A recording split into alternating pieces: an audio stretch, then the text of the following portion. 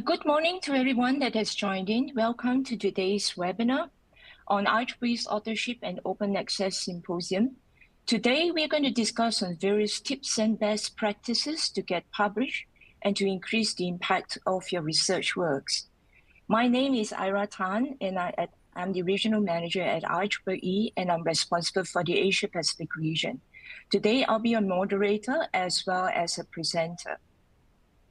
And before we get started, I would like to review a couple of housekeeping items to ensure you all have the best experience possible for today's event. So if you have just joined, I want to remind you that there is no dial-in number for today's symposium. And you will need to listen to the audio via your computer. So please make sure your computer speakers or your headset's volume are turned up for the audio.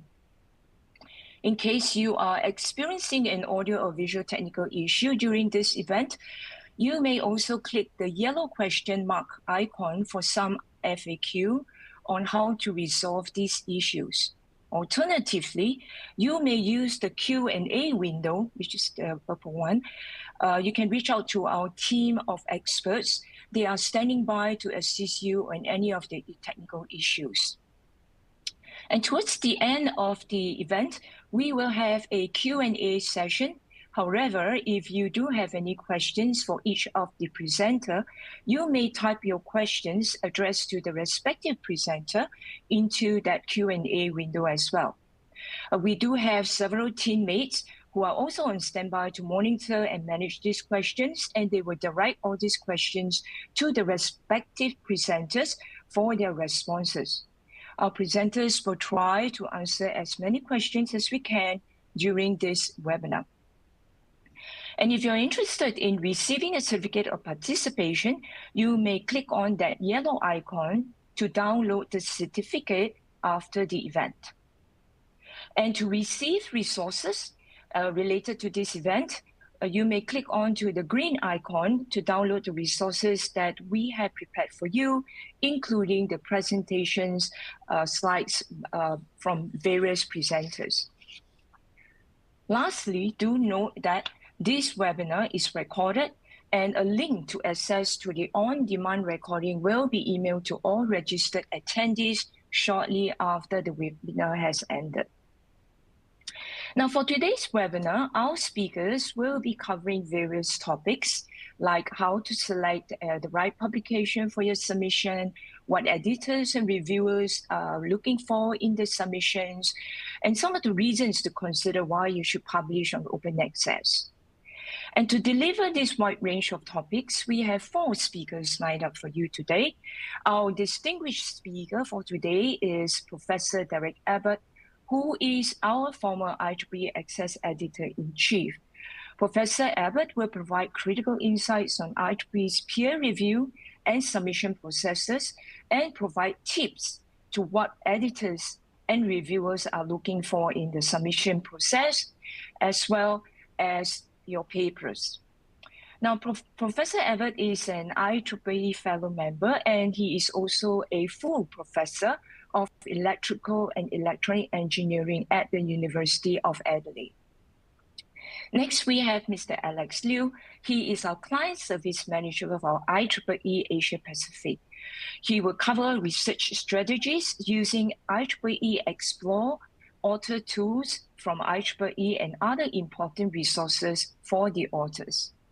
We also have Mr. Richard Chandra, who is the area manager for Australia and New Zealand, and Richard will cover the various IEEE open access programs available for your institution. And lastly, myself, I'll be providing you a very quick overview of IEEE and a brief about this authorship workshop. So to begin and kick off this symposium, now I am very sure that most of you, or all of the attendees have dialed in, you are very familiar with IEEE as a society organization. We are the world's largest leading technical professional organization with more than 480,000 members across the world. And we are also a not-for-profit organization dedicated to advancing technology for the benefit of humanity and we are a trusted voice for engineering, computing, and technology information across the globe.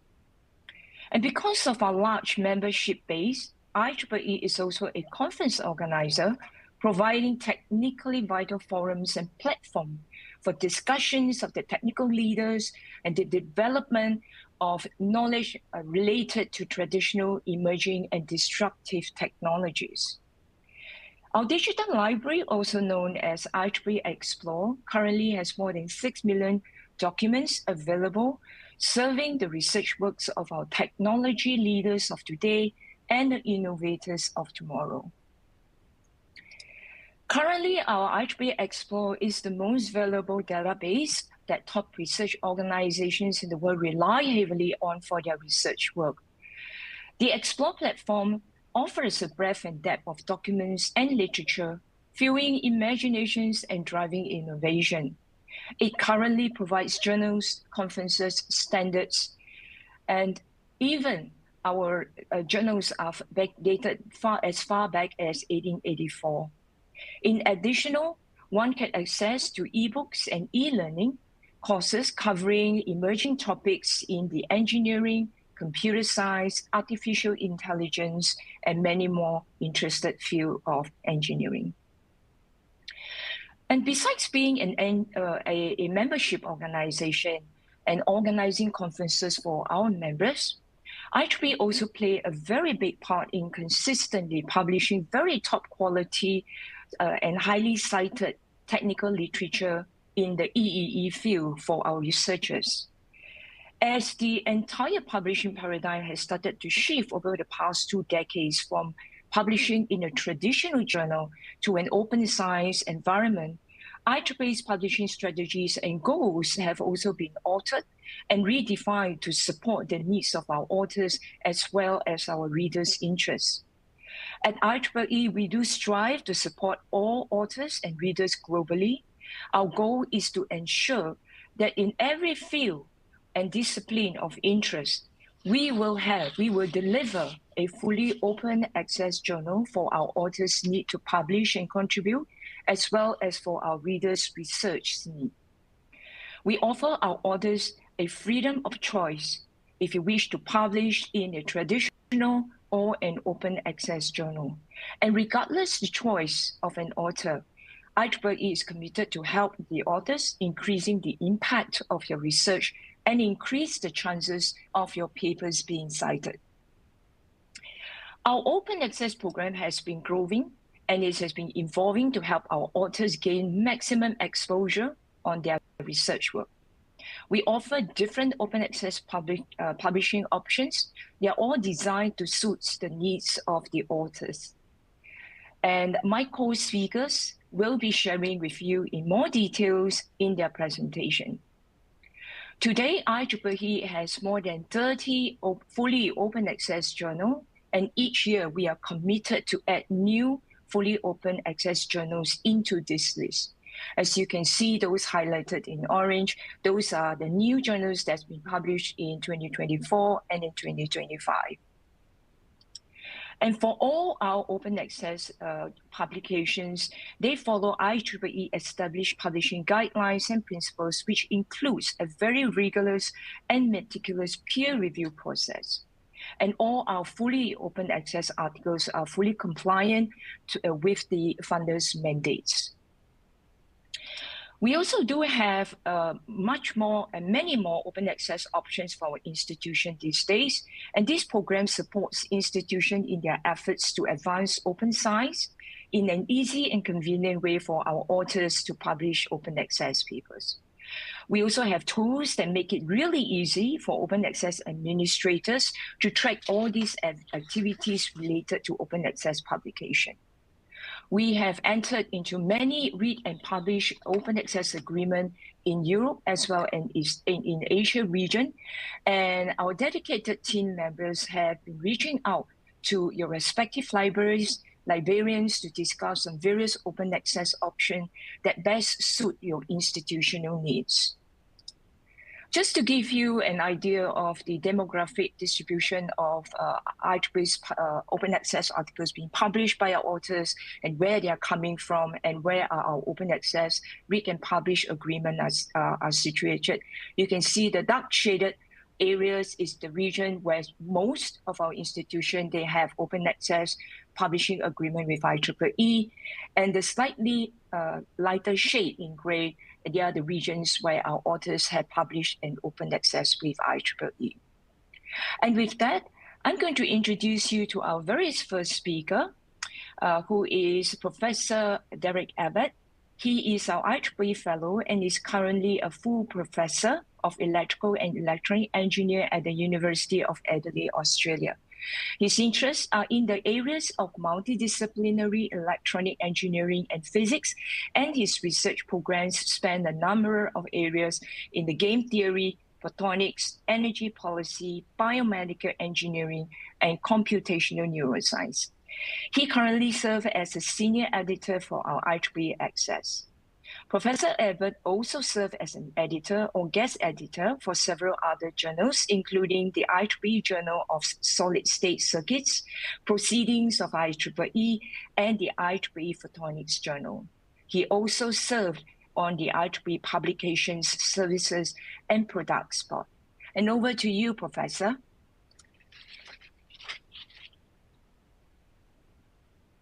Thank you very much for that introduction. Can you hear me well? Very well. Good. Very good. Okay. So I'm just going to run through some tips on basically how to get published with the IEEE and give you some insights. But a quick word about myself. I'm from the University of Adelaide here in Australia. It's a very strong university. We've graduated 3 Nobel laureates and over 100 Rhodes Scholars. And we have a whole bunch of other accolades as a university. My former role as editor-in-chief for IEEE Access, this was an IEEE journal that was started in 2013. It's a multidisciplinary journal, totally open access, and it's one of its claims to fame is it has a very fast turnaround time. And it's an enormous journal, published over 50,000 articles. So a little bit more about that later. So what I'm going to run through today is basically how to get published with IEEE. And it all begins with choosing the right journal in the first place, writing your paper properly, understanding the submission process and peer review process and knowing how to properly navigate that, and getting all the compliance and ethics matters in place correctly. So I'm going to run through those 4 different layers, and hopefully this, if you're new to publication, or even if you're an old hand at publication, these tips will help you get a better publication rate. So let's first talk about selecting the right journal in the first place. So one of the things you might consider when considering which journal to go for in the first place is the reputation of the publisher, the quality of the journal, not just a single metric, because that's a very one-dimensional thing, but across a wide range of metrics. Is the journal indexed? Is there a good, strong peer review process? And is the online platform, does it have a lot of traffic? And so let's see how the IEEE stacks up to those things. So the neat thing about IEEE is it's a society publisher. It's not a private publisher. And you'll hear a lot of professors say this these days, that they prefer to go with a reputable society publisher rather than a private publisher. So a lot of professors go along with that these days. So, so as a society publisher, it's been around since 1884. And so it's very trusted and respected in the field. In fact, IEEE, of course, is the highest in the field for electrical engineering. And in terms of traffic, the IEEE Xplore platform, which you get all the paper, can see all the papers on, has 8 billion visitors every month. So it's got a lot of traffic. There's very rigorous peer review. We'll talk about that later. And it's indexed in all the big venues there, as you can see. So it's definitely hits all the criteria for a go-to place for publishing in the area of electrical engineering and electronic engineering, and all its associated areas like computer science, biomedical engineering, all those other sorts of things. In fact, if you look at the range of IEEE societies, you'll see all sorts of other areas that are closely linked, like geophysics, education. There's all sorts of other topics that the IEEE do in fact cover. So you might want to check those out by looking at the website. So picking your target publication is important because this is where it all begins and is probably one of the biggest errors made by people new to publishing, why their paper is being rejected. They simply chose the wrong journal in the first place. So you've got to get it right. And this is where it pays to talk to your supervisor who's experienced in publishing, hopefully experienced with publishing in the IEEE, and get their advice. Where are their go-to journals for the type of paper you've written? So do make sure you collaborate with your supervisory team, make sure they're completely on board, know what you're doing, and can advise you on the target publication. Now, even myself as a supervisor can have some difficulty sometimes because, you know, there's over 200 IEEE journals and I can't even remember what they all are. So the great thing here is there's a tool here called the IEEE Publication Recommender, and you can just paste your whole abstract in there and it will recommend which IEEE journals might be appropriate. And of course, this is an AI thing, so you always got to look at the output critically yourself, actually go to those journals, look at what they've published in the past, and together with your supervisors, make a judgment. Also, the references you've cited in your paper may give you some guidance as to which could be some possible target journals. Okay, another decision is, should you go for a conference or should you go for a journal article? Usually conference papers are considered to be short, preliminary results that you write up while the research is ongoing. And the beautiful thing about that is you engage with your community at the conference, you present there, whether it's an oral presentation or a poster, doesn't really matter. You get informal feedback on your work as it's ongoing. And so these are typically short articles with not too much detail. And then these can get then developed up later into a full-blown journal article. And so a journal article is considered to be like a fully developed piece of work, original research with clear conclusions supported by the data. So that's the difference. Now, there are some exceptions to this because there are some subfields within the IEEE, for example, in computer science, where conferences are regarded as the go-to place and they don't actually publish a lot in journals in those fields. And in some of those conferences, in fact, a lot harder to get into than a journal. So, you know, 95% of the case, it's the other way around. But if you're in one of those subfields where the conferences are more highly regarded, your supervisor should be able to guide you on that. Okay, so when deciding generally between journals and conferences, journals can be very well cited. The nice thing about IEEE journals, which you might like to mention in your promotion applications and things like that, is they're actually cited 3 times more in patent databases than other journals on average. So it has some types of impact metrics that are quite unique to IEEE compared to other journals. So in terms of applicability, that's important.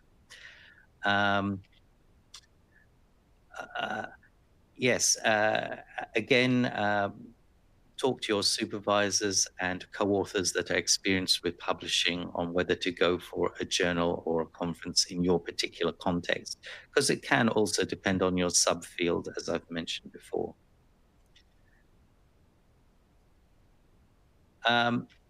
Now, how to find the right publication can be tricky because, as I said, there's 230 IEEE journals and growing. It's probably more than that now, just as I'm speaking, and about 2,000 IEEE conferences. So it's a huge range to go through. And a good trick is to actually look at papers that are being published in the journal or the conference that you're thinking of going to, and see what they published before and see if it's a good fit or not.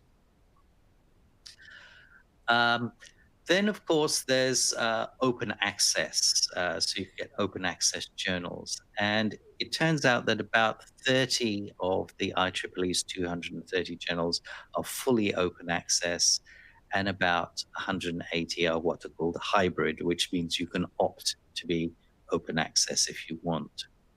But the whole journal isn't necessarily open access. So that's what hybrid means. The great thing about open access is it gives your paper more visibility and so greater chances to be cited. Because it's open access, it's online by definition, and so therefore is faster to publish. There's no paper copy. So there's shorter time to publication. Another advantage with open access is it's compliant with many funding organizations these days, because a lot of funding organizations around the world are now insisting that you do your research through open access. So if you're being funded by such a funding organization, then that open access is the go-to place to publish. Okay, so that's about choosing your correct journal. One more comment I want to quickly add about choosing the correct journal is one thing that's frustrating, even for me, is you send to a particular IEEE journal and they reject it, saying, "Oh, it's out of scope," and that's because perhaps your paper was slightly multidisciplinary, and they were looking at the part of your paper that wasn't in their scope. And so you then send it to the other IEEE journal that perhaps is in the other half of your paper, and they too say it's out of scope. And so it's like you can't win. So this is where journals like IEEE Access come into play, because IEEE Access is a truly multidisciplinary IEEE journal. So if you've got a paper like that that's kind of crossing some boundaries, IEEE Access can be the go-to place without being rejected for scope. Of course, IEEE Access itself rejects for scope too, but that's if you're outside of the IEEE's scope itself. Like if you're writing a purely mechanical engineering paper or something like that, you'll obviously be rejected even from IEEE Access. You should be sending that to a mechanical engineering journal, for example. Okay, now let's talk quickly about the paper structure. So obviously you've got to have all these sections in your paper, as you all know. Um, now, some pro tips about the title. The title should be precise, descriptive, and should be short. Okay, should avoid acronyms. Um, and also, you shouldn't mention the article type in your title. Like if it's a review paper or a tutorial paper, you shouldn't put that word review in the title, because usually IEEE journals, the ones that accept review papers, will have a review banner at the top of the paper. So you don't need to repeat that and put it in your title. So editors don't like that if you repeat that sort of information in the title. So keep that out. Uh, another another thing is studies have been done on papers with the length of the title, and it's been found that papers with shorter titles tend to get cited more than papers with longer titles. And of course, there's the chicken and the egg question with that, because it could be that what's happening there is that the shorter the title can be, the more original your work is. Because if you think about it, if your title is quite long and it's about a particular topic with this qualification and that qualification, if you had to have all these qualifiers, it's not obviously by the fact you've had to make that title long with all those qualifications, it means this isn't an earth-shattering novel piece of work, right? It's more incremental. So that's probably the reason behind it. So a pro tip is, even before you begin your research, when you're actually plotting your research ahead and what you might be possibly publishing, actually think about your research. Is this research I'm about to do, is this actually something that's going to lead me to a short title?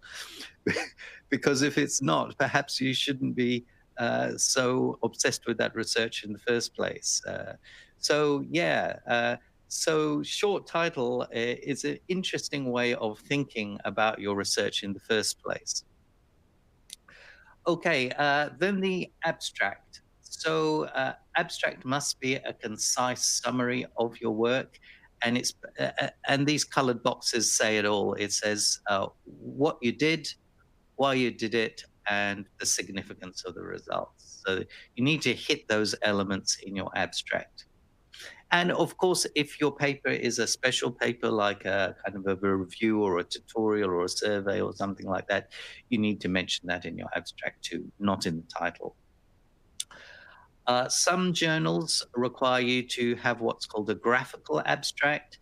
That's simply a eye-catching picture, so that when people are looking at papers online, looking at the titles, um, that can draw their attention to your paper. That's the idea of a graphical abstract.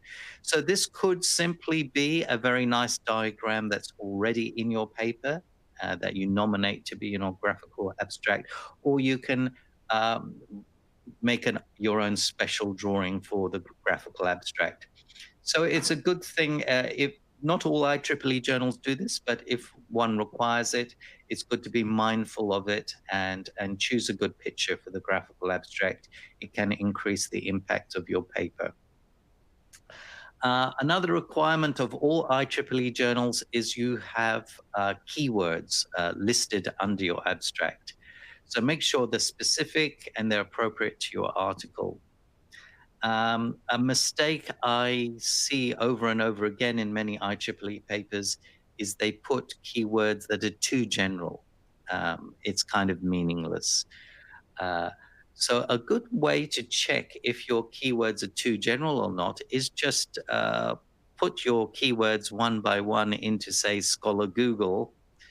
And if you're getting 10,000 hits or something like that, or 100,000, you've obviously made a keyword that's way too general. So do this in conjunction with your supervisors and make sure you've got relevant keywords. Now, the introduction of your paper, you need to talk about the topic itself, summarize it, the prior studies that have been done in the historical context, and then talk about what exactly is your hypothesis and an overview of the results. And then talk about how your article is going to be organized. And so if you can step through those things in that kind of order, that makes a good introduction. Another guidance is to actually look up what are very highly cited, well-regarded papers in IEEE journals, and look at those top papers that are highly cited and actually read them yourself and pay attention as to how their introductions were structured. And you can learn a lot by looking at past papers like that. In fact, you can even ask your supervisor, name me a really classic IEEE paper that you think is really good, and go away and read that and look at its structure. Then next, you need to run through your methodology, your problem formulation in a nice logical way using illustrations. Results in discussion, you need to summarize your data, have clear, concise reasoning and good discussion at the end and interpretation of the results. Another thing is talking about the significance in the conclusion as well. Sometimes this particular example has discussion and conclusion, but often that can be split into two. You can have a much longer discussion section if it's warranted, and then a short conclusion section. Conclusions should also discuss the limitations of your study. And that is a very good pro tip.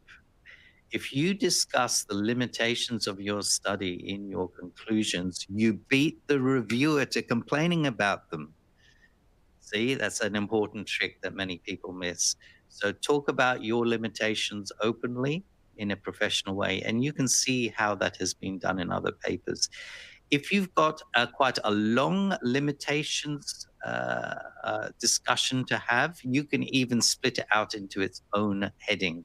You can have a heading called limitations of the study above the conclusions and discuss it. If it takes several paragraphs, you can separate that out. And often in, say, IEEE Journal of Biomedical Engineering or things like that, where you've got human or animal subjects, it's there's a lot of limitations to talk about, and it's very important to split out your own section on that.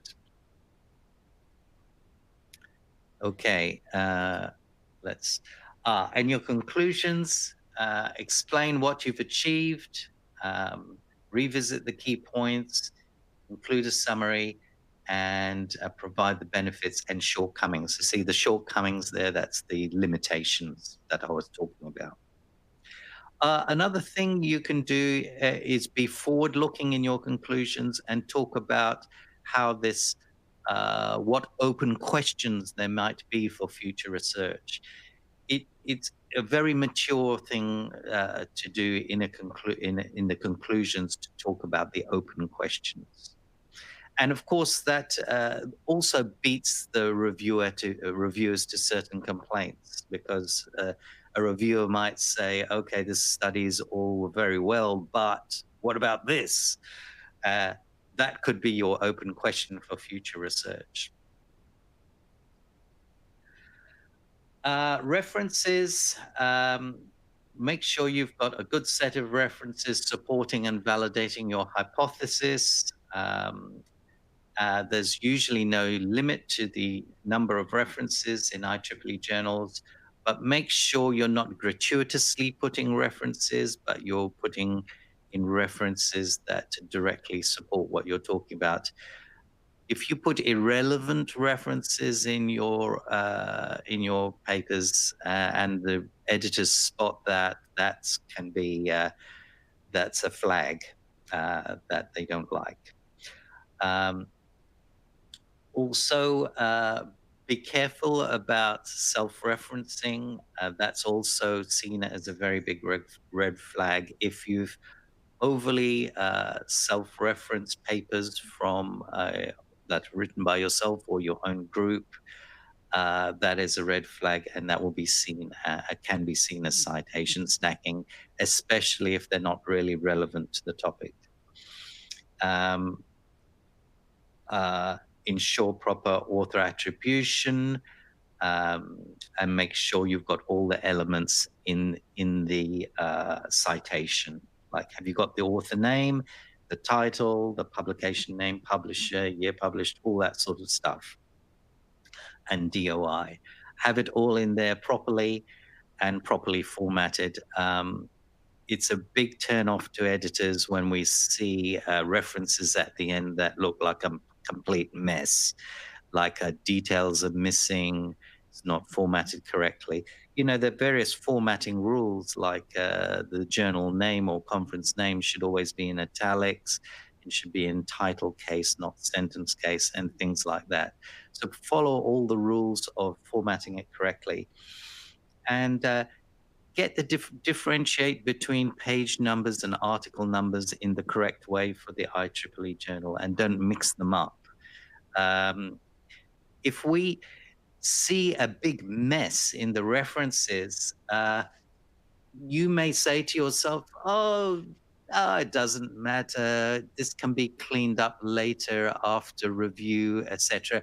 That is actually the wrong attitude, because you see, what can happen is the editor can see this as a huge red flag. They can say, oh, look, this is a student-led paper, and the supervisors, the co-authors at the end of the paper haven't even proofread this properly. And so the editor is starting to have doubts that all the authors have even properly engaged in this paper. And so a small thing, like a seemingly small thing like messy references might get an editor asking even more deeper questions about your paper. So make sure your paper is presented properly and you followed all the correct ways of doing things. So another thing is supplemental material. If you've got, data and code and other things that you can share, this is very important. And the IEEE does have a couple of platforms you can put those things on. It's called IEEE Dataport or Code Ocean. But there are other famous repositories like Zenodo and GitHub and things like that, and you can use those too. Whatever your group or community is used to using, go for it. And it is very important to be open about these things and make them available. Also, a good incentive to be open about your data and code and to push for that, talk your supervisors into it, is if they can, assuming it's not something that's IP protected or something like that, is an important point is papers that do put links to their code and data and all that sort of thing tend to get cited a lot more, especially if this is good code that can be useful to other people and build upon your work. Your citations will just go ballistic if you've got some good code openly available through these sources and in the supplementary material. Also, another thing about supplementary material is you can actually have normal just text and diagrams and figures in supplementary material as well. So if you find that you've got a lot of extra discussion and results that don't actually really need to be in the main paper, that making the main paper overly long and boring, you can make the main paper shorter and more exciting and readable and put all the some of the bulky stuff of the results in the supplemental section. And I particularly recommend this if you've got figures that are, or graphs that are looking very repetitive. Don't put them in the main body of the paper. That will turn editors off. Put them in the supplemental section. Okay, now let's go to submission process and peer review. So it's important to understand how this works and to get this right. So first of all, what is peer review for? Is to make sure that the quality of the paper is to the standard of the IEEE. Now, there are some journals and some people that get the wrong idea of peer review. They think peer review is the gateway to truth. You know, the reviewer is saying what's true and what's not. That's not really the case. I think, you know, the reviewer doesn't have years of time to fully assess your paper for truth. It's really assessing quality. Okay. And to assess the real truth behind your paper is it's a community thing that happens over maybe the next 10 years after your paper is published. Has the community taken up your paper and found it useful?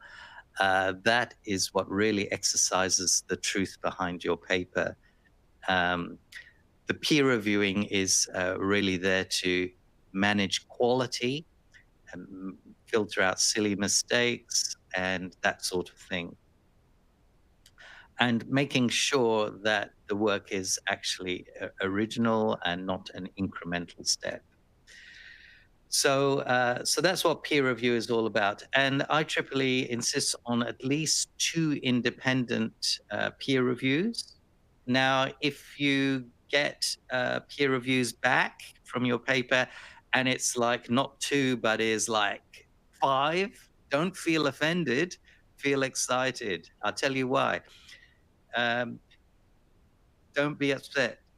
It doesn't mean that the editor has been tougher on you. What it means is what editors do is they know that to get 2 reviewers to review on time and to write a substantive review that's actually going to help your paper, the editor knows to invite more than 2 reviewers in the first place, because, you know, some reviewers are not even going to reply.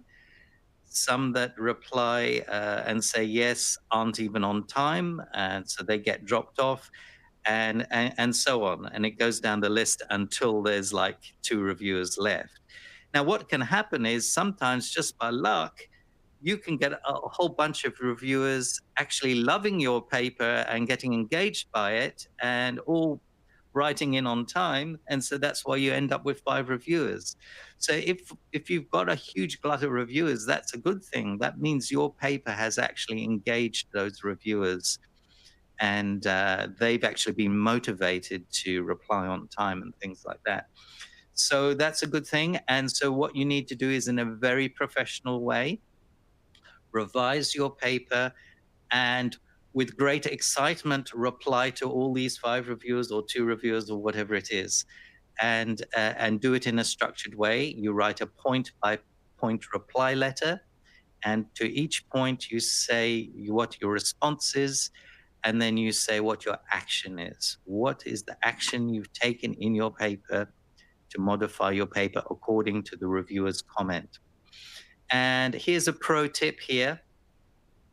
Every reviewer comment can result in a change in your paper, even if it's one you don't agree with. I'll tell you how it works. What you can do is, a reviewer might say something that is kind of totally beyond the scope of your paper, and it's like it would be another year's work to do it. So what you can do is you can thank the reviewer for that comment and say that you agree, blah, blah, blah. However, it's beyond the scope. But nevertheless, we have now added this to the discussion in the conclusion, and adding this as an item for future, as an open question for future research. That's how you handle those things. And, there could be outright technical comment that you disagree with. A reviewer has said something technically incorrect that you and your co-authors are convinced you are right. So what you do is you respectfully disagree with that. You say, we disagree with this comment for these reasons, and cite papers that support your opinion. Okay? I say, these reasons we disagree. Here are the papers we would like to cite to support this. And now we have added some extra, and your action item is we have now, as a result, added this extra paragraph in the paper, citing these papers and saying this counterpoint in our paper itself. So don't ever brush off the reviewer. Even if the review is wrong, don't brush it off. Use it as a way to add something to your paper. This is the trick. If you do this consistently for every reviewer comment, you will nail this thing. Okay, so let's see. So checklist for submitting your article for peer review. Make sure you review the submission guidelines. Make sure you have a corresponding author. Make sure you have all the necessary files, and make sure you have an ORC ID. The ORC IDs are getting very important, especially for the corresponding author.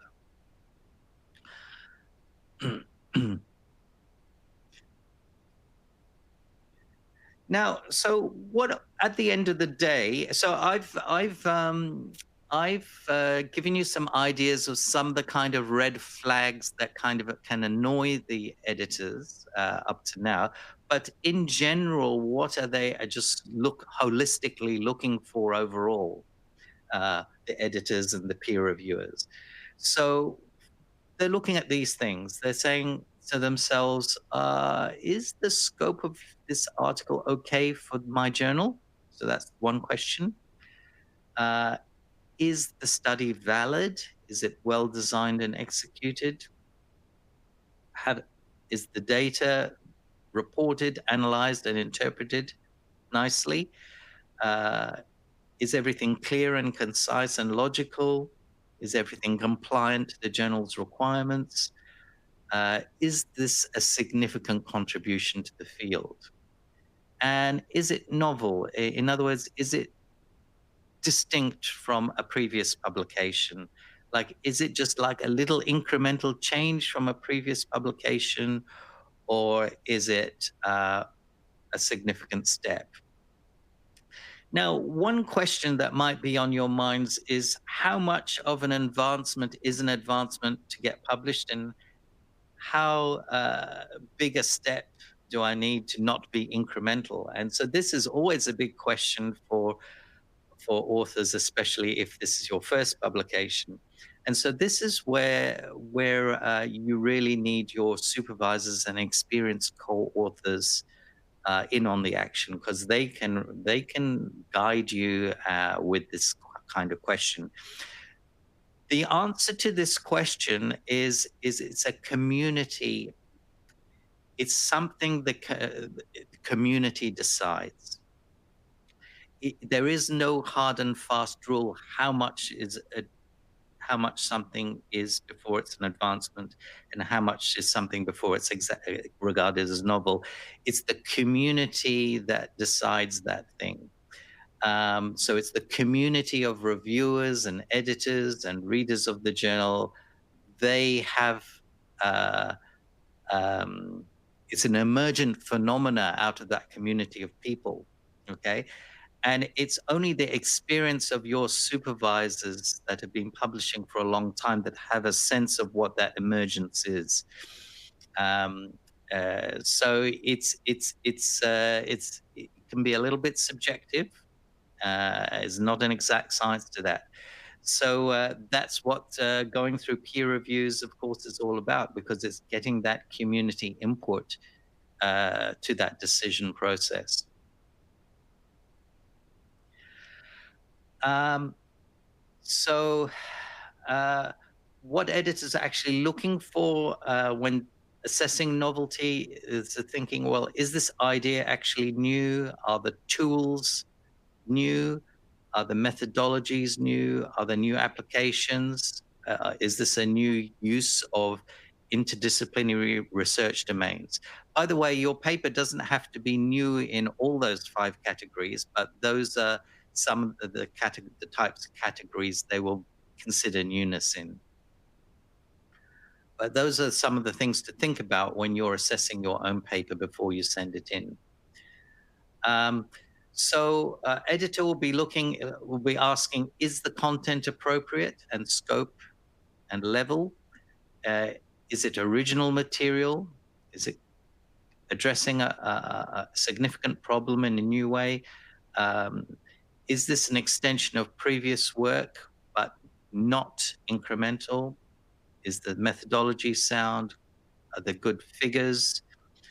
Are the references relevant? So they'll be looking at those things. So here's why papers get rejected. So it could be simply that the content is not a good fit for the publication. It could be there's serious flaws, incorrect interpretation. Maybe there's been some big red flags in there for fraudulent research. If that gets detected, that's all over. If it's a poorly written, poorly structured, absolute mess, and we do see this a lot, it's going to get rejected because the editor's just going to think, look, if these guys can't even, write properly, how do we even know the research has been done properly? And obviously the senior co-authors have not even proofread this. So that's an unethical in itself. So a poorly written, badly structured paper with lots of typos, etc., can raise ethical flags because it then questions whether the senior authors have even proofread this. And if they haven't and their name's on there, then that's unethical. So the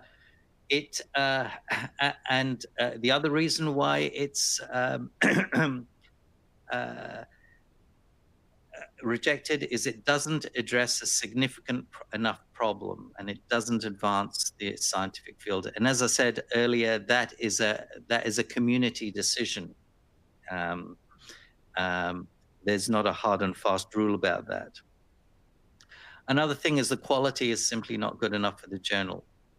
And basically, if you've got a whole bunch of negative review of reports, that kind of decides it, really. The paper does not make a strong enough case to convince reviewers. Okay, in other words, the paper's pretty weak. The paper might be correct, but of really no impact. There are many simulation-only papers. The particular parts of the IEEE community that look very dimly on that, simulation-only papers, like if you're trying to write a paper on semiconductors or microchips, those IEEE journals want you to really make that semiconductor and test it. They really want you to make that chip, or an antenna journal will really want you to make that antenna. They don't accept simulation only. There are some exceptions to those rules. There are maybe some areas of optics where they might accept some simulation, but it depends on the particular community, and so you can find that out by looking at those journals and seeing what they published in the past. Another thing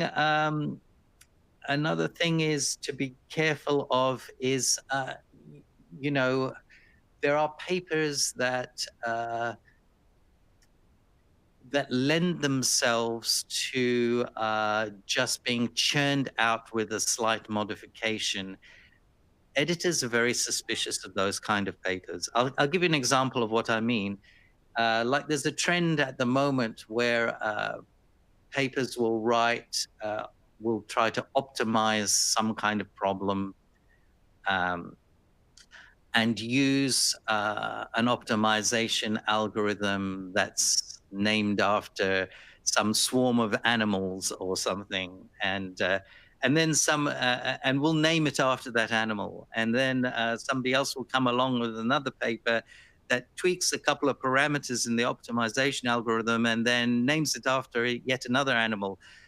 We have I kid you not, we have seen thousands of these papers, and when editors see yet another one of those, we just roll our eyes, okay? So stay away from these kind of papers that smell of paper mills, because the paper mills love those papers because they churn out those papers, and by making a little modification to the algorithm, they claim they've got another new novel paper. So just avoid those sort of approaches totally in the first place. And never collaborate with anyone who's been associated with the paper mill. That's an important point. Okay, so so article revision. So remember, revise your paper properly. Write a rebuttal, a response letter in the way I've described already, point by point reply. With a reply and an action point, how you've actually changed your paper, and be completely dispassionate in your wording. Don't be emotional. Be completely scientific in the way you're talking, and be appreciative. So let's talk a little bit about misconduct.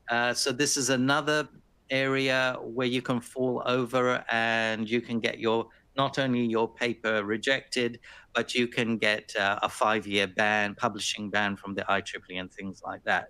So you've got to be extremely careful with these sorts of things. So you can't copy verbatim, word for word, parts of other papers. If you need to talk about some thing that was done in a previous paper, you need to paraphrase and you need to cite that paper. Also, another type of misconduct, and this is not the misconduct of the author, this is a misconduct of the editor and the reviewers, are coercing the authors to cite their papers. So if you detect that or suspect that as an author, that you're being coerced to cite papers, you can report this to the journal. And if the journal, all IEEE journals take this extremely seriously, they will investigate the matter. And if it passes the criteria that the editor or reviewer has been doing some coercive activity, they will be completely banned. So that's important as an author to keep your eye out for that. And of course, this is where the experience of your supervisors comes into play, because if as soon as you suspect there's some coercion going on, the first person you should talk to is your supervisor, is to say to your supervisor, do you think this sounds coercive? And if the supervisor is thinking, this is a bit suspicious, then you should go to the journal's chief editor and the administration of the journal and report it. Another type of misconduct is citation stacking. This is where journals overly cite themselves, overcite their own journal or some sister journal that's close to it. So this is regarded as unethical. And so if you're being coerced by an editor to cite the journal itself, that is something you can report. So you might want to report that to the IEEE itself. Now, paper mills, I've already talked about paper mills, that these are groups of people that just like to churn out papers for the sake of it. They're not really adding papers of value to the community, but they're just tweaking a few things to some optimization algorithm or whatever and passing it off as another new paper for the sake of it. and they even sell authorship. This is highly unethical, and so you want to totally distance your paper from anything like that. Another thing paper mills can do is write review papers, and they write horrible review papers that sound like they've been written by AI, and editors can spot that in 2 seconds. So just don't get involved in that stuff. We get very experienced with spotting these things. Also, with review papers, be very careful. Make sure, if you really are writing a genuine review paper, make sure you haven't used any AI. Otherwise, it just sounds like an AI written review paper, and you'll get smashed for that.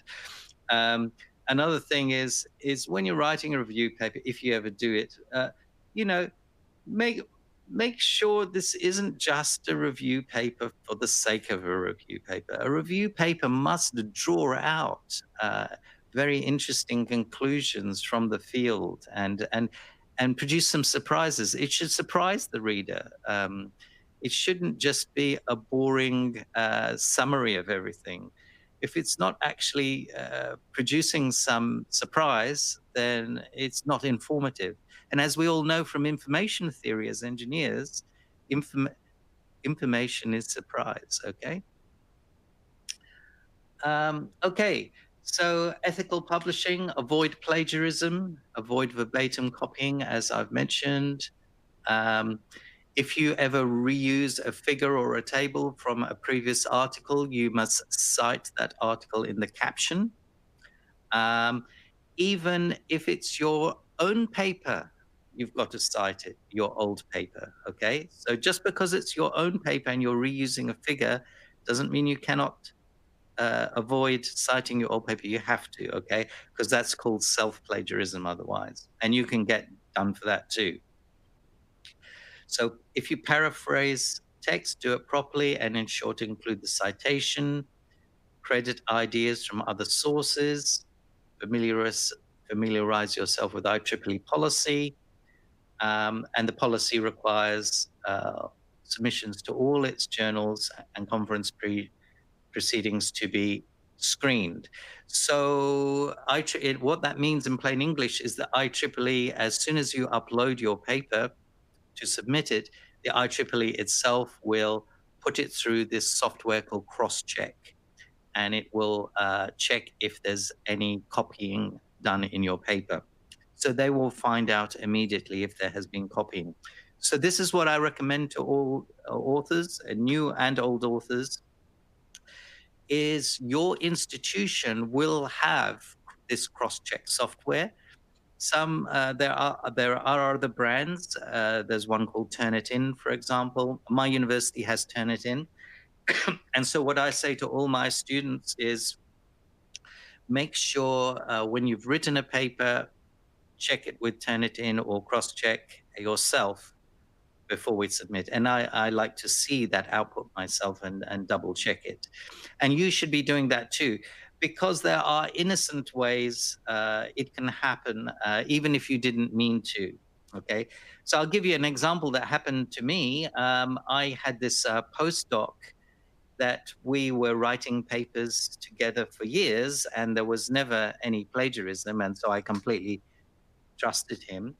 And then one day we wrote a review paper, and he's never written a review paper, so it was the first time in his life, and his first language wasn't English. And when we checked with Turnitin ourselves, thankfully, before we submitted, there was a lot of overlap with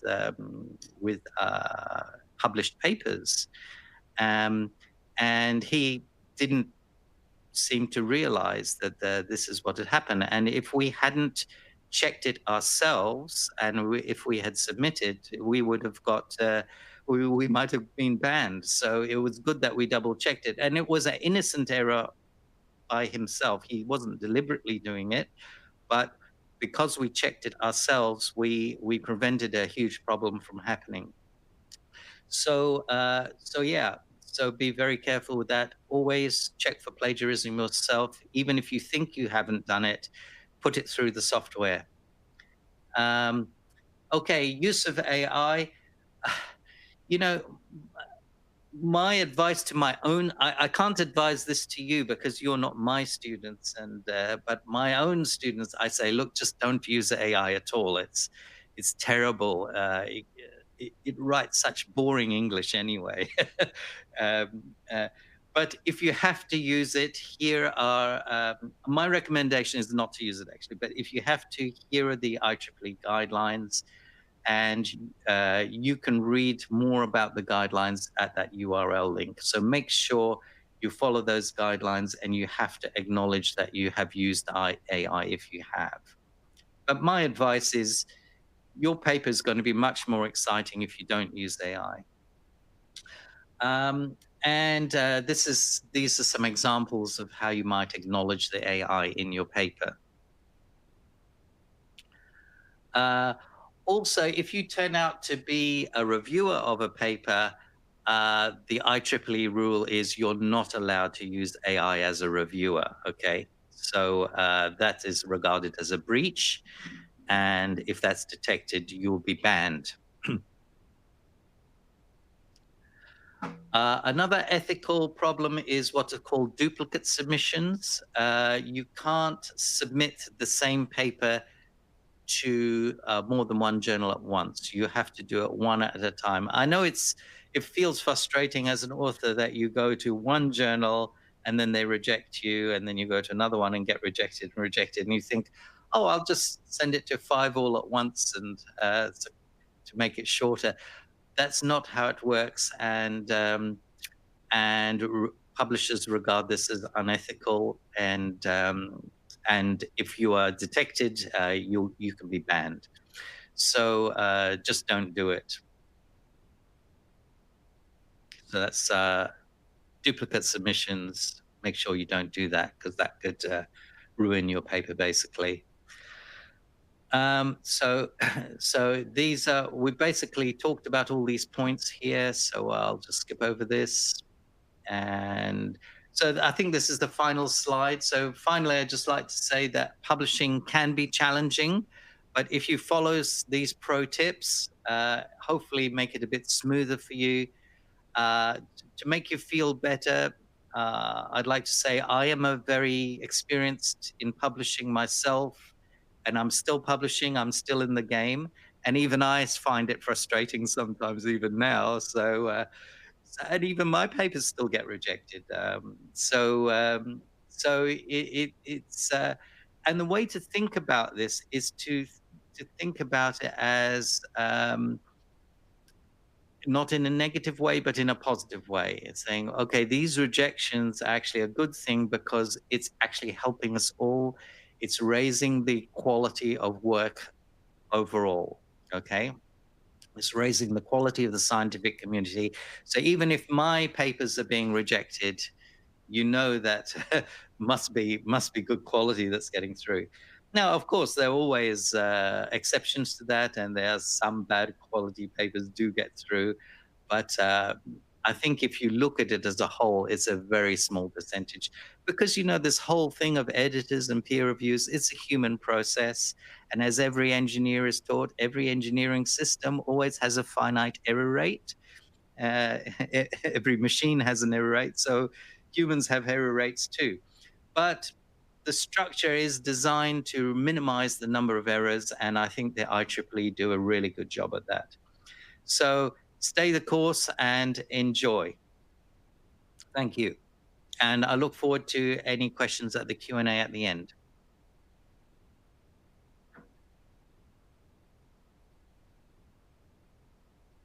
Thank you, Professor. Thank you so much for the lively sharing. There's a lot of insights and informations. And my name is Alex. I'm the manager for client services in Asia for IEEE. So the next portion, I will be following Professor's advice, but I will be sharing this IEEE Xplore Digital Library, talking about searching research strategies and tools for authors. So for today, we are talking about publishing our research papers. And just for your information, once your paper is published with IEEE journals or conferences, it will end up to be listed and indexed in IEEE Xplore Digital Library, which is a platform where your future readers will be able to search and find and read your publications. So as we all know, as Professor has pointed out, the research problem itself is the core for the whole paper. And the research problem has to contribute new and important knowledge. If we look at the whole research process, most of the time we'll start with conducting a literature review to understand what is currently happening. So IEEE Xplore actually supports you with a free IEEE Xplore personal account, which allows you to personalize IEEE Xplore as your personal tool for this literature review process. This personal account will allow you to save your search preferences and histories, and of course, it will also record your search histories. It also has a built-in function called My Research Projects. This is like your personal folder to save the topics, the research papers that you are interested in inside IEEE Xplore for your personal references in the future. As of now, we have over 6.8 million publications in IEEE Xplore, and we support advanced searching functions such as Boolean operators, truncations, near operators, etc. Once we get the search result, the platform also provides the sorting and refining functions. For example, we can keep adding additional keywords, use the year as a filter. We can also sort the results based on the newest publications, the most relevant publications. And of course, one of the important one is we look at the impactful research, the most cited by papers. And we also provide this most cited by patents. This was also highlighted just now during Professor Abbott's sharing, because these are the papers that has been heavily cited by innovations, intellectual properties. We are talking about the application perspective or technological research. The search results can also be filtered by the authors. So for example, I'm doing a research on a particular research topic on metamaterials, and Professor Abbott's research apparently is number one, and he has been publishing with our flagship multidisciplinary open access journal IEEE Access as well. As you can see, this paper is receiving 258 citations. So open access publication do help you in terms of getting out for more readers, hopefully more citations. And of course, we also link the author names to what we call the author's profile page. So in the author profile page, we also provide a direct link to the author's open researcher and contributor ID profile page as well. We also will highlight the publication history, citation history, citation count, of course, the number of co-authors. And just to emphasize, if we take Professor Abbott, for example, he has been collaborating with more than 400 authors around the world. So multidisciplinary research, global collaboration is the norm now. And if you look at the publication topics, it is also covers a wide range of research topics. So this, as a researcher, this might suggest you, when you are doing your core research on a particular research area, you may also want to extend to look into any other research topic which you can apply or implement or collaborate with. And of course, we can also zoom into the publication topics and also cite by most cited papers. These are some of the research papers that are having quite a high citation. For example, not only paid research paper, but also patent citations. At the article level, we will provide another layer of insights. I'm referring to the keywords the editors and IEEE has prepared. Of course, for every article, the author at the time of submission will indicate a list of author keywords. But at the same time, IEEE, after accepting your paper, will also zoom into the research area and research topics. We will assign the IEEE keywords and index terms based on the research areas. These keywords, they are all searchable properly defined technical terms which links to other research topics, research articles on the same areas of research. So when we are doing literature review, we can use these keywords as our search keywords for you to zoom in to a broader terms or narrower aspect of research. Of course, we also provide a direct link to the actual journals. Clicking on the hyperlink will bring you to the journal's homepage that provides you the detailed information for the journal. For example, the impact factors. And more importantly, for authors, we'll provide you a list of relevant author resources related to this particular journal, and the direct link for authors to submit your manuscript is directly in the journal's homepage. Advanced search will allow you to search not only just the metadata, but definable metadata fields. For example, if you are searching full text, author affiliation, author keywords, index terms, as well as funding agencies. For more information, you can refer to the additional video guides in IEEE Xplore. And we also provide command search for experienced researchers who are interested into so-called coding your own research terms. We also provide search examples for you to get familiar with it. One thing to highlight is the near and near operator is available in command search, so that will allow you to make a more precise search based on the keywords of interest. Just for your information, and this is a new function we launched recently, other than the research articles, now you can also search research images that are extracted from the research papers. So for example, if you do a search based on AI and machine learning, and you can find a list of images that are extracted from AI-related topics, not only the images, they will also provide you the paper where this image is coming from. And you can also click on this show in context. This will allow you to read the image together with the paragraph before and after the image that gives you more insights of the context of the articles and the images. And as we all know, in the past, if you want to read an image, we need to zoom in to the actual article, then hopefully find a relevant image. But now with this image searching capability, you will be able to look into the image first rather than the textual documents first. Of course, after the literature review, throughout the whole process, we need to take notes and keep track of your research. So IEEE Xplore do have some functions on this.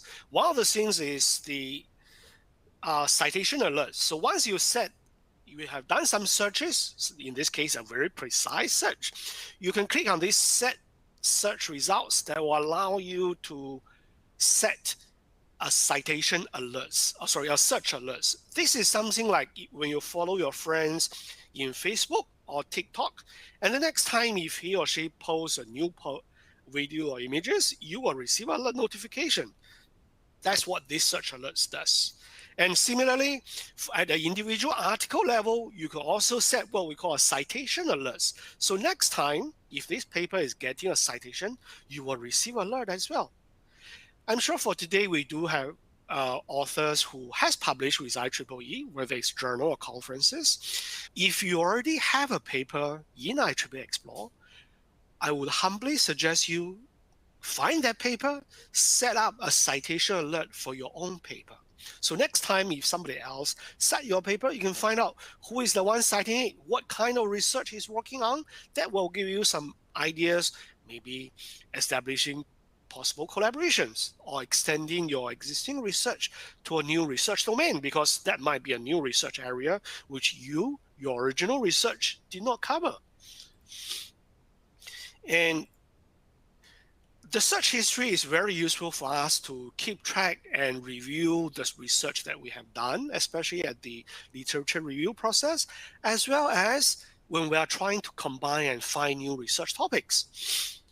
And this is all available with your personal account sign in to IEEE Xplore. As Professor Abbott has mentioned, reference is an important part when you are writing the paper. And of course, it's also a critical part when you are reading for your literature review, when you are reading, trying to find more information for your research as well. IEEE Xplore does support that. Once you get the list of results, select the references that you are interested in. Just click on the export function. It will support you to export those citations, those papers, according to different formats, whichever that's the one that is useful, that's you are currently using. If you are using LaTeX, you can use BibTeX formats.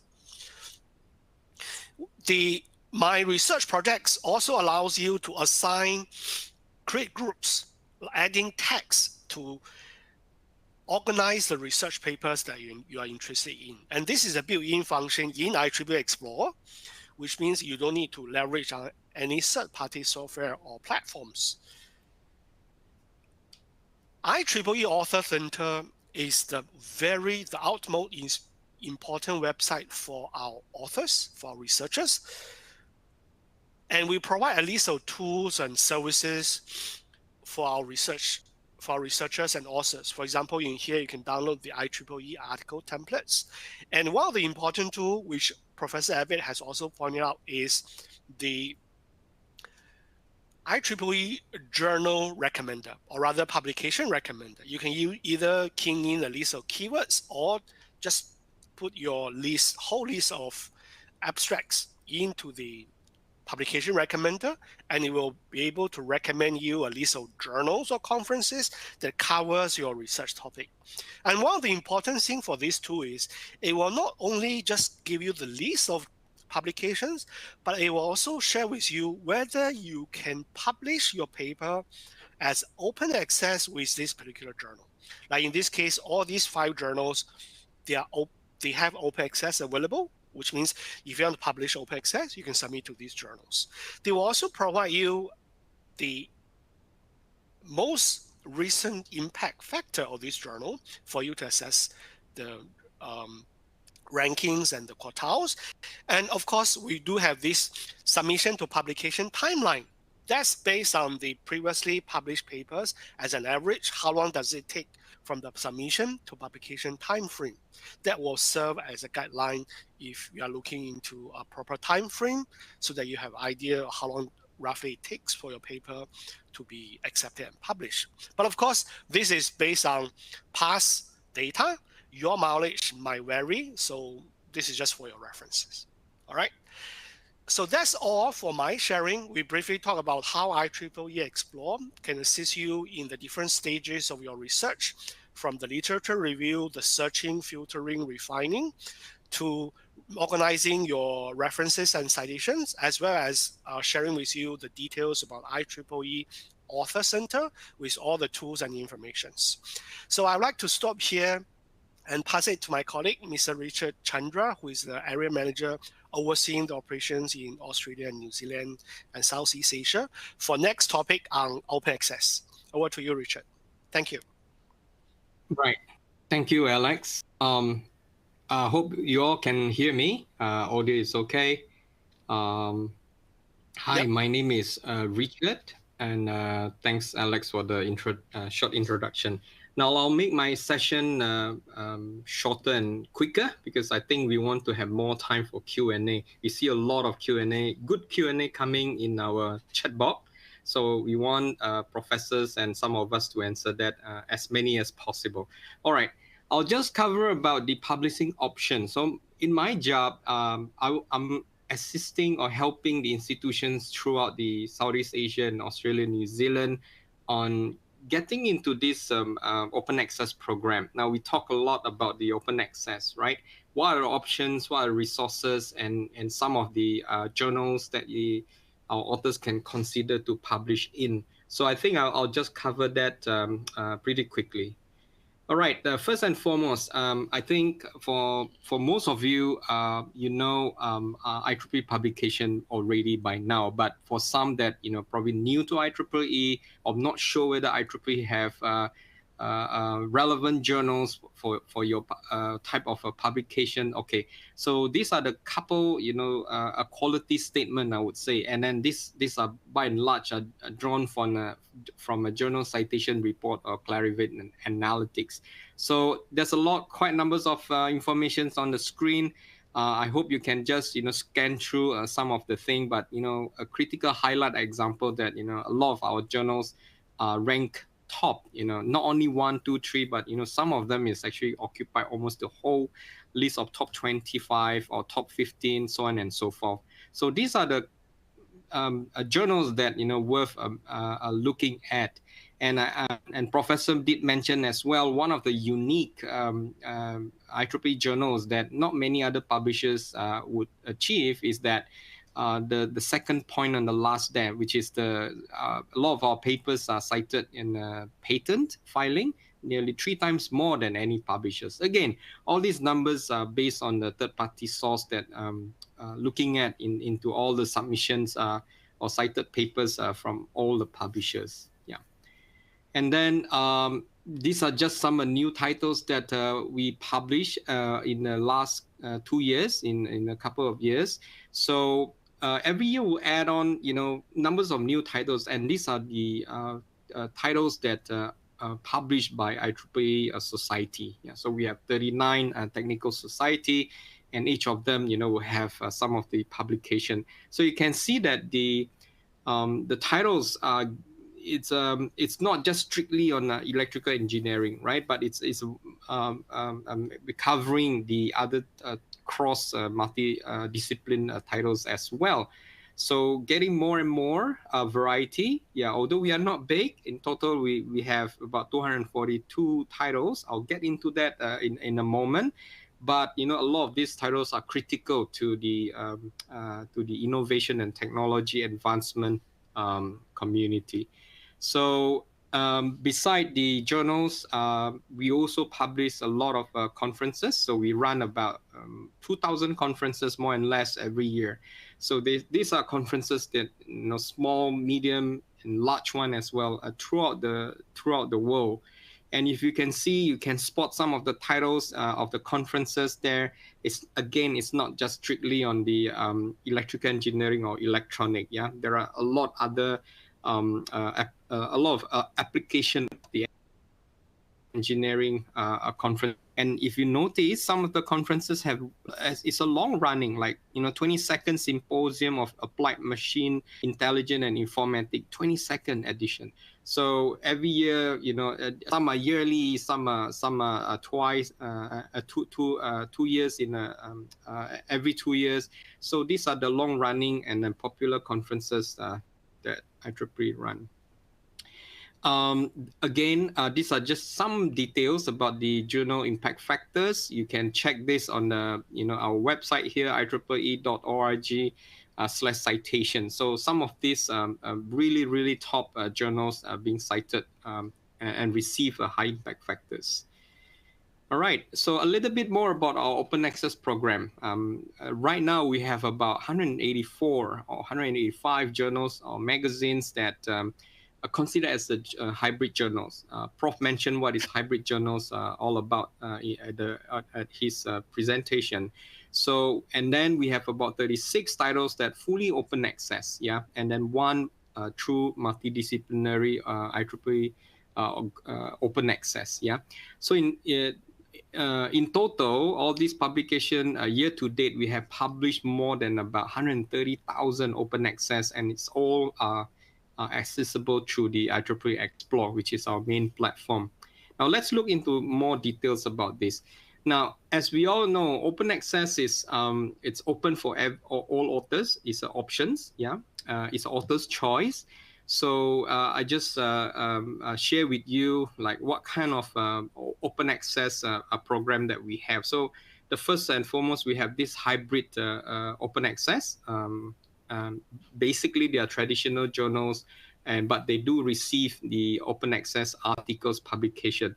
Now, the pricing range, the APC, article processing charge, range from 2,645 USD to most expensive one probably about just slightly below 3,000 USD.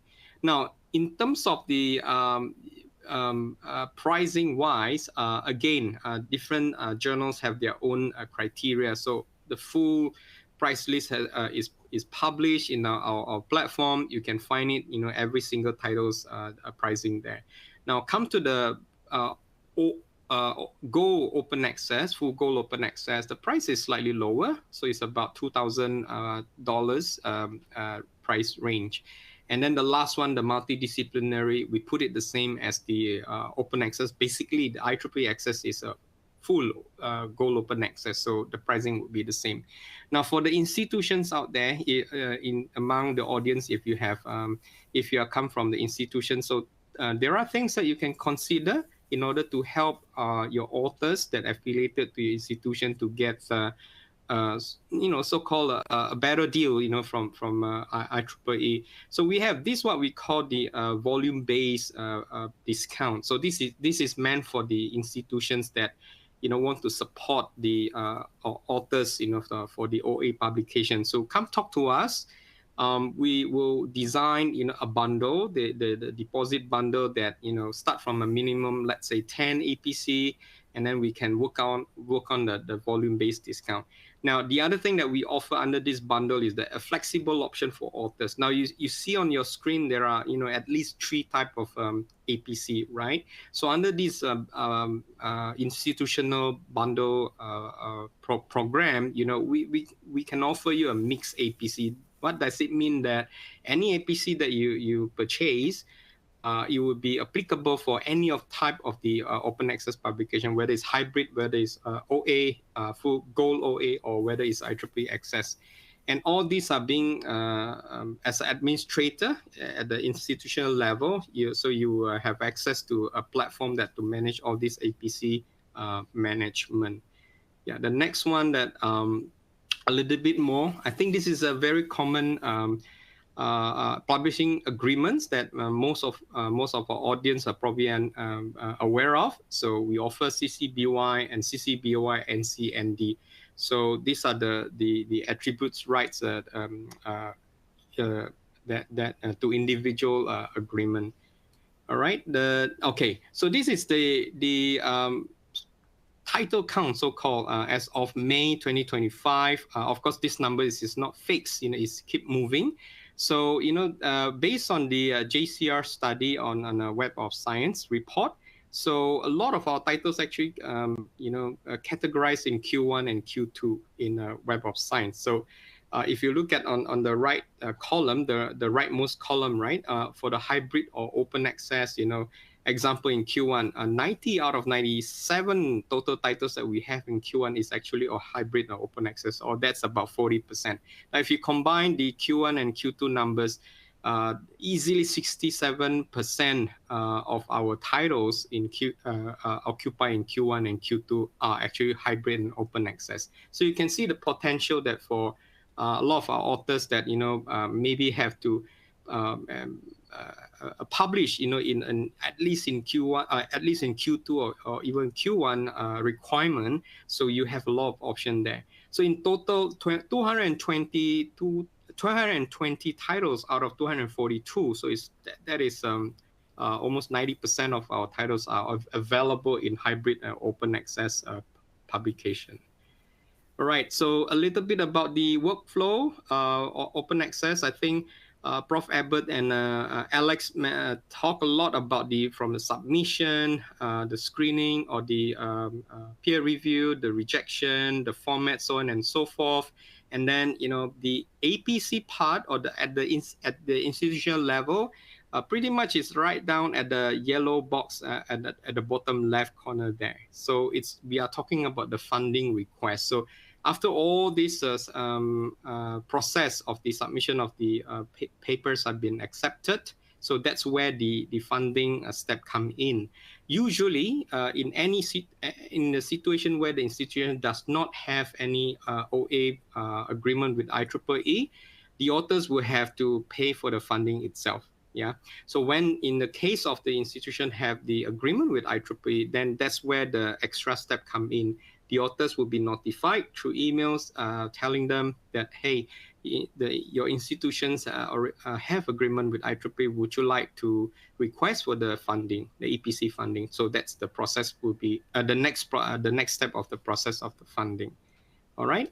And then again, just a little bit information for all of us here. So we did a blind survey for more than 9,000 corresponding authors, and these are taken from a pool of 95,000 of recent IEEE journals.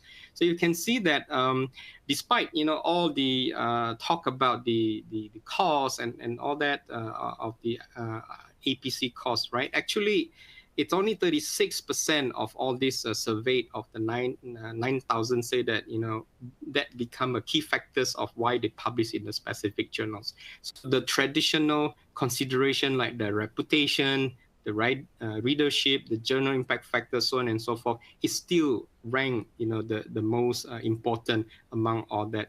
But not to ignore this, 36% is still quite a numbers of it. That means almost 1 in 3 authors, think that the cost and availability of the APC is important in their decision to publish in specific journals.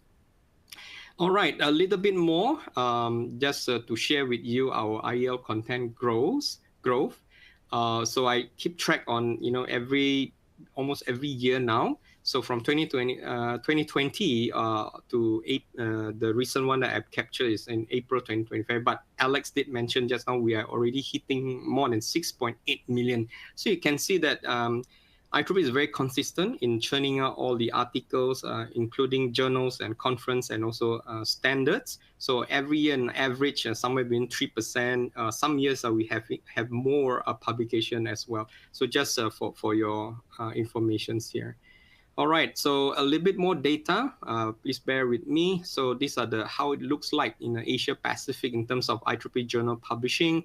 So we have a lineup from Korea all the way to Philippines, and then the star indicate that countries that we have the open access agreement with some of the institutions there. Yeah. So some country, uniquely like Korea, example, we do not have a specific OA agreement with any institution there.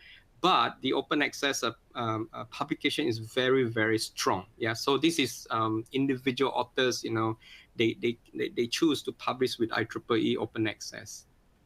Again, we look at the correlation between having an access to our journal content through IEEE Xplore support the writing. So you can see that is quite corresponding in the case like Korea, Japan, and Taiwan.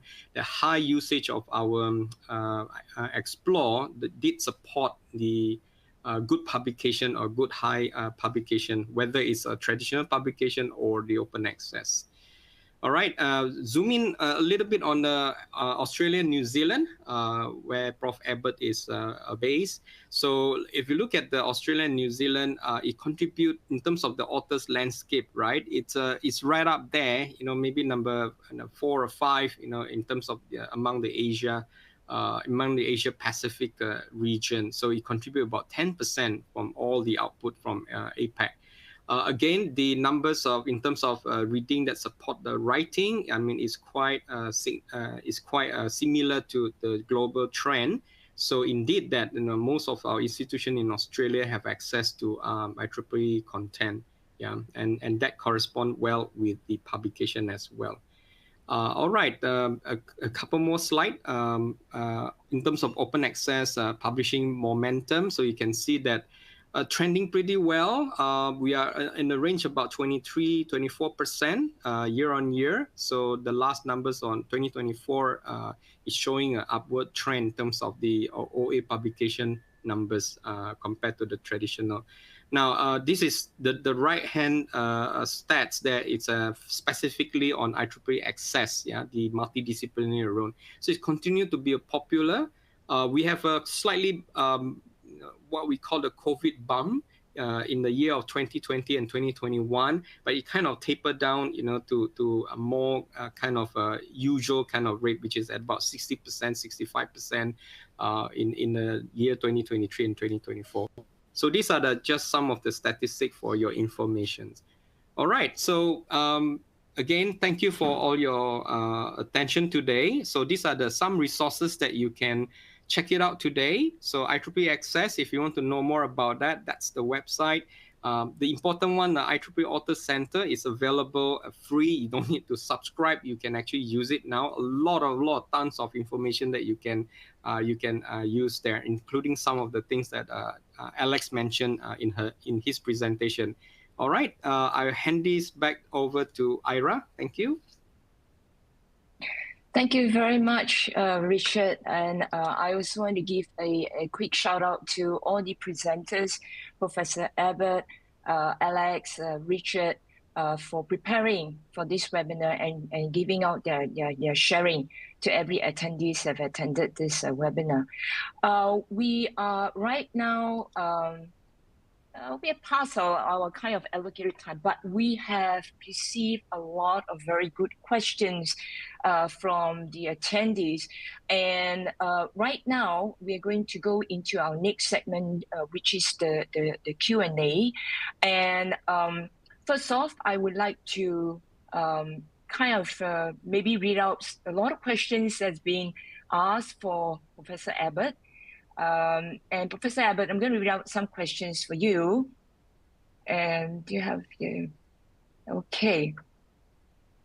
So there's this question that was being addressed quite early in the presentation while you were presenting. It's regarding funding organization and strategy to attract future funding. So the question is, if your paper is published behind the paywall, is it still okay to use preprint services, example, archive.org? So, Professor, what do you think? Yes, the IEEE does allow you to use preprint servers. In fact, the IEEE has its own preprint server. What's the name of it, Ira? Remind me. Tech Archive. I forgot the name, my bad. Tech Archive. Tech Archive, yes. Yeah. Yes, Tech Archive is the IEEE one, but there's nothing to stop you using the Los Alamos Archive, which is another famous one. Yeah, it's fine. Next question. Okay, there's two questions from this attendee. It said, how do you assess research methodology in journal papers? And then there's a following up question. Do you reject a poorly written paper even though the paper is technically sound? Oh, those are tough questions.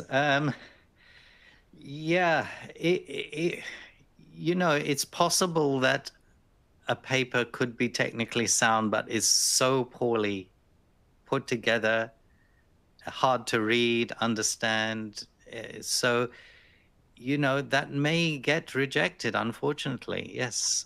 So it's important to do a good job of writing the paper properly. That's the honest answer there. What was the first part of the question? Oh, it says, how do you assess research methodology in a journal paper? Yes, well, this is, I guess this is a very difficult question because it will depend on the different topics and the different kinds of methodologies adopted. But basically, it's down to the reviewers and the editors whether they feel there is a good logical structure there and it is supporting the hypothesis properly or not. I think that's all I can say at the moment, but because it is very dependent on the topic area. Next question. Okay, that's the next question. Thanking you for the presentation. What is your advice on publishing review papers? What are the good practices to get published? Did you say review papers? Yeah, it says review papers, publishing review papers.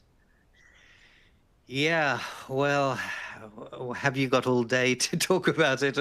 But just very briefly, there are two kinds of review papers. There's what's kind of like what's called a topical review paper, where you're just kind of reviewing a topic and drawing out interesting threads in the research together.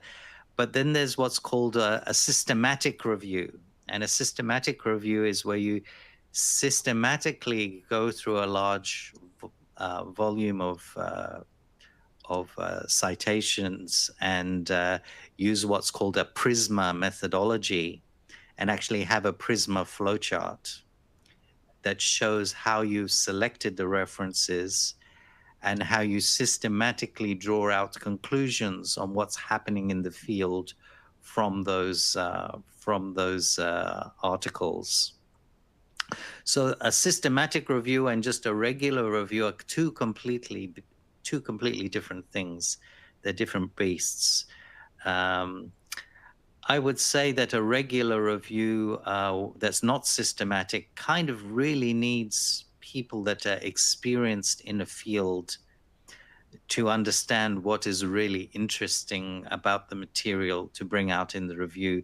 So if you're a less experienced author driving that, you really do need some experienced co-authors to help you with that. So that would be my advice there. With a systematic review, my advice would be, follow all the procedures of the PRISMA method in a systematic review, and make sure you're actually writing the review in a way that is drawing out conclusions that contain surprising information. That should surprise the reader what you're saying, okay? Because if you're just doing a systematic review, which is just ending up saying something that everybody knows anyway, what's the point? You see what I mean? So you got your systematic review, if to make it exciting, should come up with surprising conclusions. It should surprise the reader. If it can do that, then you're onto a winner with a systematic review. And even a normal review should excite the reviewer. It should be coming up with things that make the reader and the reviewers think, oh, that's really interesting. I hadn't realized that. It makes sense now. That kind of thing for a regular review. So if you're kind of hitting those things, then you're onto a good review. Next question. Okay. I see in the inbox there are a couple more questions for you, Professor. So stay on the camera. This next question, it says, please tell us what is an acceptable length for a literature review and which framework is recommended by IEEE, if any. Is it PRISMA or another? In the literature review, do we need to add our work, which is the experimentation part, as evidence to support the literature review direction? It's a long question. Okay. Yeah, it's a very long question. So let me split that up. As I said in the answer to my previous question, there are two types of reviews. There is the normal literature review, and then there's the systematic review. So it's the systematic review that requires a PRISMA flowchart. Yes, and I would recommend using the PRISMA method for IEEE papers. I don't think there's a hard and fast IEEE policy about it, but this would be my recommendation. So that is with the systematic review. As for the length, this is journal dependent. So it'll depend from journal to journal, because many IEEE journals have a page limit. So I would look at your target journal that you're considering writing to first, see what is the page limit, and I would write the review up to the page limit. If that journal allows supplemental material, which most IEEE journals do, you could put some overflow material into the supplemental section. That is possible. So yeah, that's all I have to say about page limits. IEEE Access has no official page limit. However, they discourage papers above 20 pages. So if I would aim for IEEE Access paper, I would aim for 20 pages if you have a long review, and don't go above that. If you have to go a little bit above for some reason, you can still get it published there, but you have to get permission from the chief editor. So that's the rule with IEEE Access.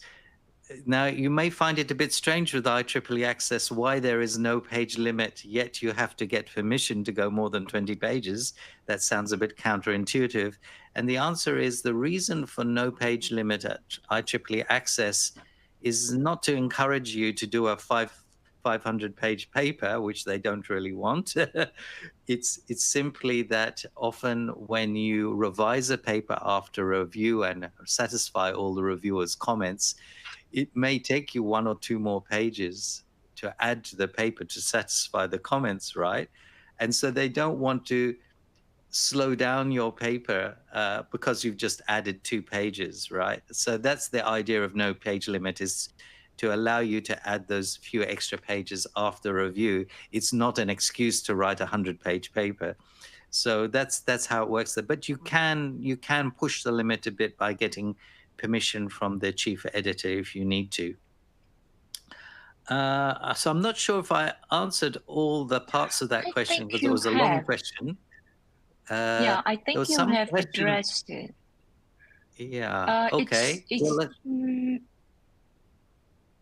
I think you did. There's one question. It says, in the literature review, do we need to add our work, which is the experimentation part, as evidence to support the literature review direction? No, that's not necessarily the case. Usually literature reviews are just reviewing the literature, and you're not adding your own experiment. There's nothing to stop you, I suppose, adding some experiment if you want to. That should be fine. But there's no hard and fast rule that says you have to do that. Okay. For a systematic review, I wouldn't be putting any extra experiments, but for a topical review, a regular type of review, you can do that. You can add some experiment. I think I've done it myself in a topical review paper. Yeah. Okay, next question. Next question. Regarding the use of Turnitin, cross-check, other plagiarism detectors, in my experience, sometimes repeated checks of the work will self-flag. That is, I may run my article through one of these checkers, perhaps edit the article a little, then repeat the processing, will flag the article as a match to the first instance. How can I ensure my paper is not falsely flagged by the editors? Tough question. You know, this has never happened to me, so I don't know the answer to that. That's an interesting question. We'll have to take that on notice and do some investigation on it. Sure. Next question. You know, for all the attendees, if I mean, question of such, which is very interesting, we definitely circle it back to whoever has answered, just to provide you a response. So stay tuned on that. So there's the next question. It says, where should we add the acknowledgement of AI in the paper, or by acknowledging during the submission? Which is best? Also, do we need to provide the acknowledgement for any grammar check that we use using any other tools? Okay, so straight grammar check like in LaTeX or Microsoft Word or whatever is not needing to be acknowledged. With the AI, it's probably a good idea to mention it in the cover letter and also check the journal that you're targeting and see where they have put AI acknowledgements in the paper itself. Has it just gone after the conclusion section or a little bit further than that? Just check the specific journal and just copy exactly what was done there.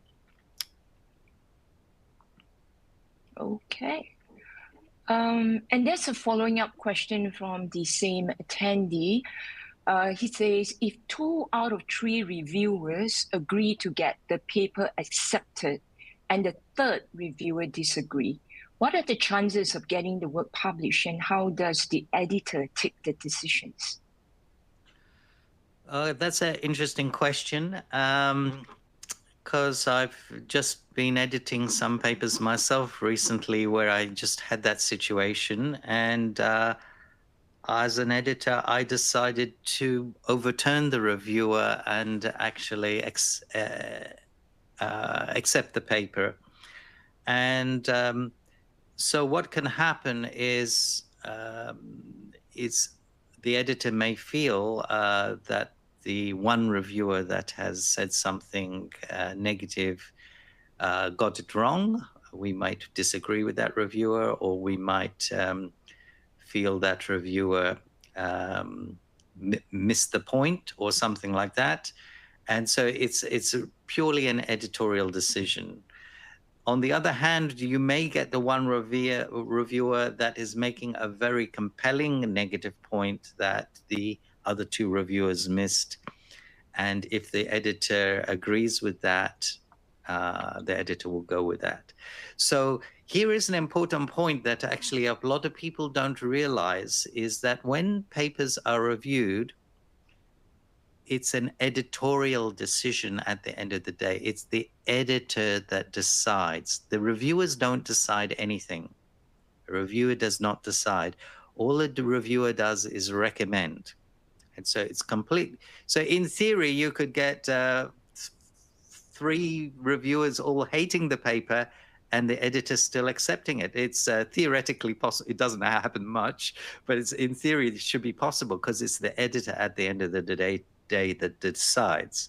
Or it could happen the other way around. You could get 3 positive reviewers and the editor decides to reject the paper. Doesn't happen very often, for 0.1% of the case, but it can happen. It's possible. So at the end of the day, it's totally up to that individual editor. And you as an author might say, well, that editor is a human. Humans are imperfect. And true. And that editor will make some mistakes sometimes. Hopefully, and even me, I'm sure I've made mistakes. I'm not perfect. But I'm hoping my editorial decisions are right 95% of the time. And so that's why you as an author need to not take it too personally. You look at your reviews, you ask yourself, how can I improve this paper based on these reviews? And then you just submit it elsewhere. Or the other trick you can do is, if you're very passionate about getting it into that particular journal and you are sure you are right about your revisions and your improvements on your paper, you can do what's called an appeal. So you appeal to the chief editor. Now, my pro tip with doing appeals to chief editors is don't write to the chief editor and say, I appeal because we think that editor was an idiot. That's not going to work. The way to correctly and formally appeal is to say, I would like to formally appeal. Here are all the reviewers' comments. Here are all my responses. And this is how I've altered the paper, and actually send the altered paper. And argue that these were comments that were very easily addressed, and you feel that it should be still considered. And that's the way to do an appeal. So that can also work. And if the appeal still doesn't work, then simply go to another journal.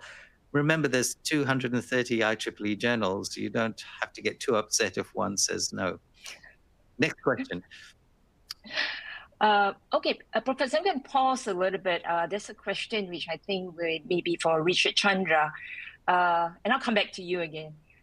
So Richard, as an author, how would I know if my institution has an open access agreement with IEEE?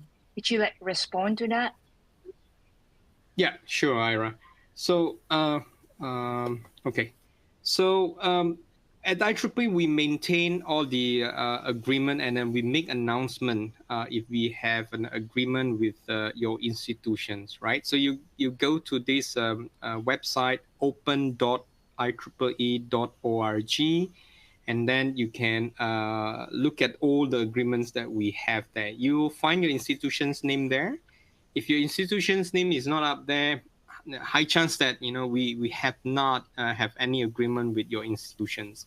And then if your institution already have an agreement, we will usually include the your official university email domain. So whenever you submit the open access publication, you will get that email notification from us saying that your institution already have IEEE agreement, OA agreement, and would you like to apply for the APC funding? So there are systems that in place, to make sure that the authors are fully aware. And for public, you can go to this website and then you can check it out. Which are the institutions that have agreement with IEEE? Yeah. Thanks, Okay, Sarah. thank you. That's a good answer. Back to Professor. More questions for you.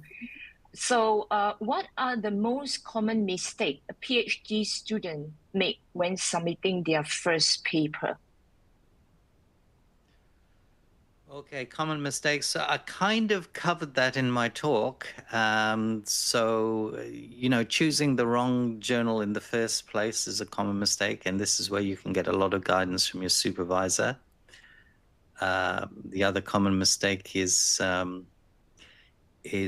formatting it badly and writing it badly and that sort of thing. I explained in my talk why those raise red flags.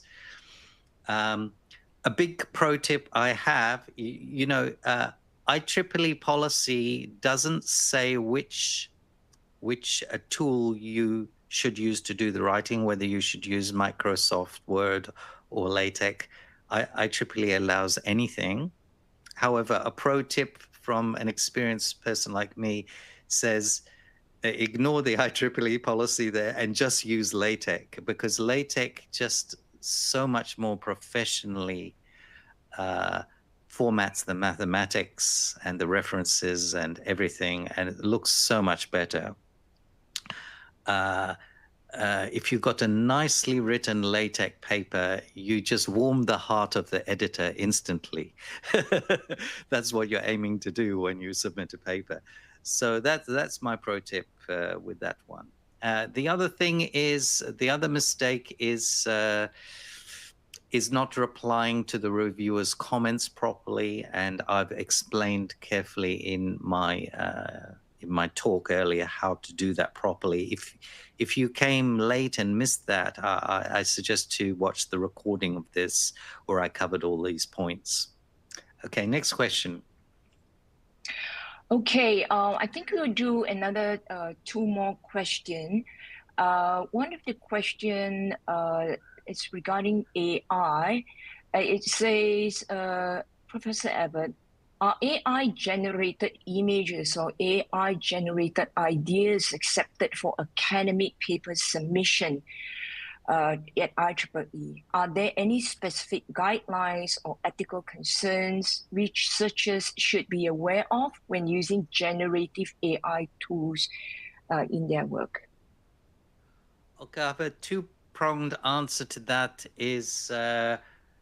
One is a non-policy answer, is just my own policy. As I mentioned in my talk, my own policy is I tell my students, never do that, don't touch that stuff. Now, the IEEE policy itself might be slightly different, so I'll throw open to the IEEE staff for the policy side of the question. But for me, I'm very strict on that with my students. I say, look, don't touch the AI. It produces really boring results. It's much better doing it as a human. But over to the policy side. Can any of the IEEE staff answer that? Alex, are you Yeah. on the call? Are you Maybe able I to will. respond? IEEE has quite a clear AI policy. How come my image is not so clear? So I will recommend our authors, potential authors, to visit the IEEE Author Center. And in the IEEE Author Center, there's this search box. All you have to do is search artificial intelligence. The first result is actually points you to the guidelines for artificial intelligence generated content. And over there, we will have clear guidelines of what kind of AI can be used and how you should disclose it. I think earlier Professor was also sharing about how you should disclose the use of AI, be it text or images or other stuff. Yeah. Thank you, Alex. Very wise. And I think just one more question, and then we will close the Q&A. This question, I've left it to the last because I think a lot of people enjoy Professor's sharing. And this question is about, Professor, based on your personal experience for a particular manuscript, how many times have you been rejected over and over until it gets accepted and published? How have dealt with this kind of experience mentally and emotionally? I think a lot of authors go through that. They like to hear from you because you're an experienced author yourself, and your sharing will be very valuable to everyone here. Oh, how do I deal with it mentally? That's a very good question. So, yeah. Well, there's two answers to that because there's one answer to it is like when I was first publishing and was first starting myself, my attitude was what I'm writing is exciting. I think it's great. If it gets rejected, I'm not going to worry about it. I'm just going to improve the paper and submit it elsewhere. That was my mental attitude. But now, I have a big group and we write lots of papers. I can afford now, so now it's different for me. I can afford to now have papers that are really badly rejected for a long time. Like I've got one paper that I'm trying to actually get into a physics journal, not electrical engineering. And these physicists, they're just so fussy. And I've been trying to get this paper published for 20 years. But you see, I don't let that worry me because I have plenty of very good engineering papers. And this is kind of like a side hobby, trying to get this physics paper published. So it doesn't worry me that it's taking me a long time. And when it eventually gets published, it'll be a good joke that it took so many decades to get it published. So it'll be a good thing in itself. But one can only afford that sort of attitude when you're at my level. But when I was at the younger level, my attitude was I will just improve, keep improving and publish elsewhere. That's how I coped with it. Thank you, Professor. That's a very wise advice. We do still have a lot of questions actually, but I just want to let everybody know who has submitted your question. Thank you very much. We do have a record of it, and we'll try to get a response to you after this event. Now, for the on-demand recording, all the registrants will receive a link. So do watch out for that. Then you can listen to the recording again. And once again, thank you very much for dialing in. Thank you. A big shout out to all the presenters. Thank you, Professor, for sharing your personal experience. We learned a lot from you. So till next year, until next time, thank you and have a good day. Bye-bye.